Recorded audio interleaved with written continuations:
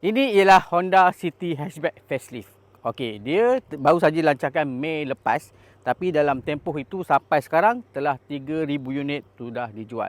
So boleh kata laku jugalah. So untuk model facelift ni banyak juga perubahan yang diterima, terutama ini adalah varian baru iaitu eHEV atau model hybrid.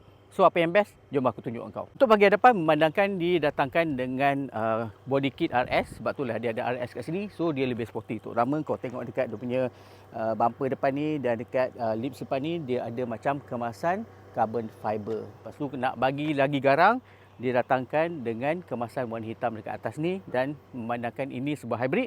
So dia punya logo ada warna biru. Untuk bahagian tepi, apa yang menarik ialah dia datangkan dengan rim alloy 16 inci warna hitam berkilat. Side mirror pun warna hitam, ada kamera lane wash, ada juga dia punya side skirt. Itu je lah untuk bahagian tepi. Untuk bahagian belakang, apa yang beza? Cuma ini sahaja. Dia punya air diffuser ada kemasan macam carbon fiber.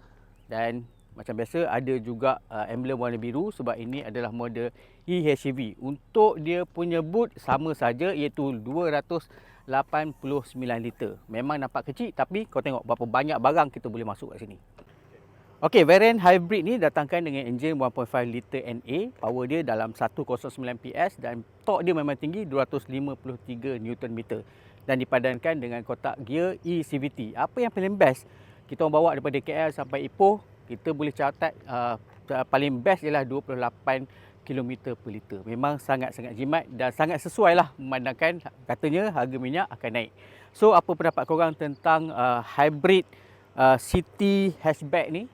Nyatakan komen dekat bawah. Terima kasih. Bye-bye.